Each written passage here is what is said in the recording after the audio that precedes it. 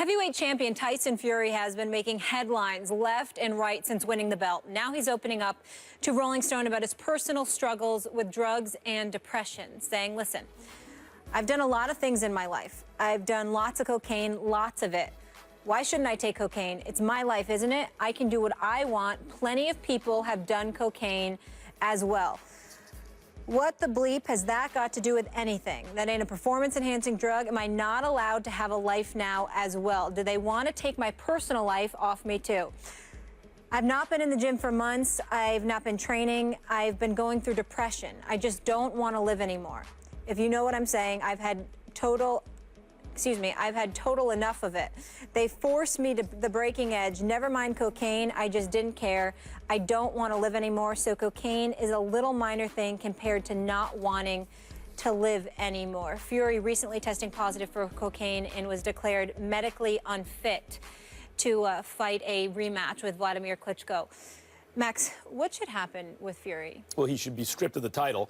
But I have a theory about this, Stephen A. And let me just say, Tyson Fury, even though he said some anti-Semitic and anti-gay things and says outrageous things, and people will read some of what he just had to say as outrageous, in spite of that, is on a personal level actually a charming guy, and in many respects may reflect this generation's access to all of this information, but a lot of it's low-quality information that you can get online, for example, and without a lot of formal education, doesn't know how to vet the information, doesn't know what to make of it all, so picks and chooses the stuff that reinforces some of the bad stuff he already believes.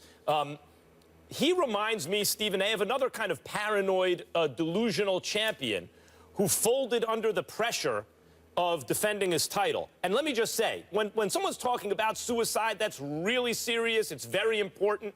He's admitting he's depressed. He's admitting he's suicidal. That should be taken seriously, and hopefully he gets better and gets help. But I'm reminded of Bobby Fischer, the great chess champion, won the title in the early mid-'70s, and had talked a lot of smack. Now, Fischer was a much greater chess player than Tyson Fury is a fighter. But on the way up, had talked a lot of smack about how he was going to beat everybody, and he finally won the title. And he couldn't, his ego was so thin, it was so unprepared to be champion, he couldn't tolerate the idea of defending the title, because if you defend it, you might lose it. And once you've achieved everything you said you were going to achieve, why take that risk? And his personality collapsed under that pressure and never really played another serious game of chess on a world-class level again. Tyson Fury's no Bobby Fischer for his sport. He had a much rockier road to the title, but he was undefeated, and he talked smack the whole way. And when he eventually won the title, Stephen A. Smith, it was against a great champion, long reigning. Yes, Vladimir Klitschko was old, probably not as good as he once was, maybe didn't take Tyson Fury seriously enough. It was a terrible fight, one of the worst heavyweight fights you ever want to see. But Tyson Fury actually did it. He won the heavyweight title. And now the thought that he's accomplished that, of having to defend it, I believe his personality is collapsing under that pressure. That's my read of this situation. Well, first of all, you're right about the fight. It was one of the worst fights I've ever seen. And Vladimir Klitschko, I didn't know what the hell was wrong with him. He was scared to throw the right hand for like the first 8 rounds or something. I couldn't believe how much aggression he lacked. I was very, very surprised by that. But it was one of the worst fights I've ever seen, to be quite honest with you. Tyson Fury, I think when he won the title, he stood in the ring and sang to his fiancée or his wife. I think that I remember that. 25-0, 18 KOs. He wasn't that impressive to me. I will tell you this. When you say he should be stripped of his title, I don't disagree, but only because of what he said. What's the big deal? So what, I did it. I got bigger issues. He's a problem, and you're going to have to deal with that problem. And you can't deal with it with this guy thinking that it's no big deal that he's using cocaine, okay? A matter of fact, Max, I couldn't believe it. I thought it was a joke or something like that. But when the news was revealed that he had tested positive for cocaine, he sent out a tweet with a picture of him being Tyson Montana. Tony Montana. Like Tony Montana from Scarface. From Scarface. Right. Behind a mountain of cocaine. Scarface, yeah. right? About a pound of cocaine, and that's what he did. That's what he put there. Clearly unapologetic. The guy's a problem. You can't have that as the heavyweight champion of the world. It's a bad representation for the sport of boxing, and he should be stripped immediately. I disagree with that, Stephen A. Remember. Good. I disagree with that because one of the things that I love about the heavyweight championship of the world, and I talk about lineal titles, meaning the man who beat the man, I don't pay attention to sanctioning bodies, is because you can be however you want once you win the heavyweight championship. No one has to like it. A lot of people didn't like Muhammad Ali, and they stripped him for un-American comments at the time, but you have to beat him in the ring. The reason I would strip him in this case has nothing to do with what he said, whether he's glamorizing drugs or not. It's the fact that he's admitting that he is not in a position to defend his title, partly because he's abusing drugs, and after a certain point in time, the heavyweight title can't be frozen. He's freezing the title. Well, let me speak. Let me get to my point. I'm saying to you, he's admitting he's got this problem and that he doesn't care. So he's not trying to alleviate the problem. If you're not trying to alleviate the problem, you're giving indications that you're going, not only have you done it, you will continue to do it because you don't see what the big deal is and you don't care how it looks. That's a problem for the sport.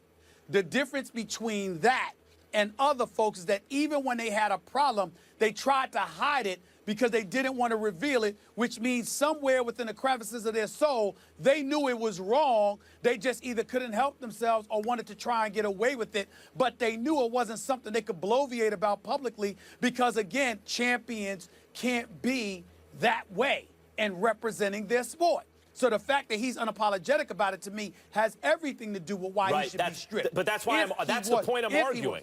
That's the point I'm arguing. What I'm saying is, I don't care. I agree. I don't care that he says that he wants to glamorize drugs, that he's admitting that he has. I don't care about that. That's not. But I'm saying I got your point.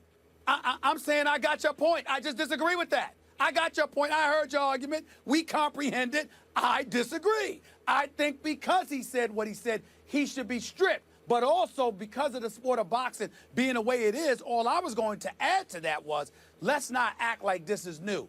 There's been a whole bunch of fighters in the sport of boxing that had a multitude of very, very serious issues, and they were still champions, okay? Let's understand that. But I differ from you because of what he said on the record, how unapologetic he is. That's what we're arguing about. I cannot have that. Yes, that's representing my sport. That I agree. You have identified the point of contention. That is, in fact, what we're arguing about. And what I'm saying is, what's so cool about boxing and championships is, it doesn't matter what you think about drugs or politics or groups of people or anything else. Either they can whoop you in the ring or they can't. So I don't care about any views someone espouses in terms of them being qualified to be champion, because that's not what we're talking about.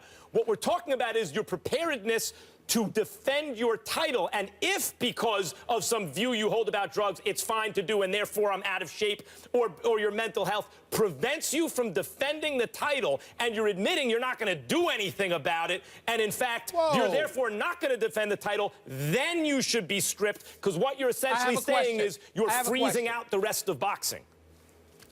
Max, I have a question for you. Yes. If Tyson Fury was training in a gym and he was in shape, but he looked you in your face and said, yo, Max, let's talk some boxing. And he starts sniffing coke right in front of you and he don't mind. But he's training. Yep. And he's in shape to fight to defend his crown. Yep. You're saying that you would condone him stepping in the ring, knowing he's coked up, and you have no problem with that? No, you could actually argue that changes the competitive landscape of the fight, and it's illegal, and they test for it, and I think it's a good thing they test for it. But if he's simply espousing beliefs about drugs or talking about past use, then, yeah, he can still be heavyweight champ and fight. But he's not just espousing use. He's not just espousing use. He's telling you he's actually using. He doesn't see the big deal. And that's preventing him from fighting, and therefore he should be stripped because it's preventing him from fighting.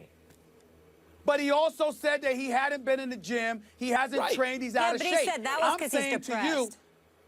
He can come in. But I'm saying to Max, hold on, I'm saying to Max sounds like he's saying if the guy had just said I'm doing cocaine, but he was telling us that he's training and he's ready to kick Vladimir Klitsch goes behind, then Max would have no problem with it. That's how it sounded. Well, that's all I'm trying to say. If they have, there's a certain number of weeks that you get tested and you can't be using certain chemicals before the fight. If you violate that, then that's bad, and then you could be stripped. But if you're talking about use outside of the kind of the scope of those tests, and you're using outside the scope of those tests, what does that have to do with whether or not you can whoop someone in the ring?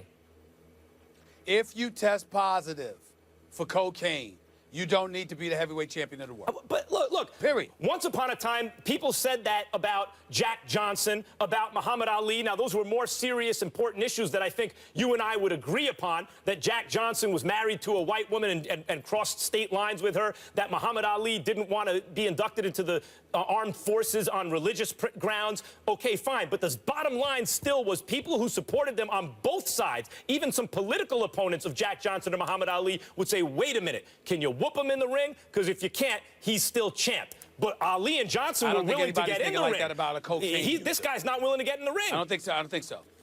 I don't think even if he was willing to get into the ring, if he's admitting that he's sniffing coke on a daily basis, I don't think people would approve of that. That's me. I don't believe that.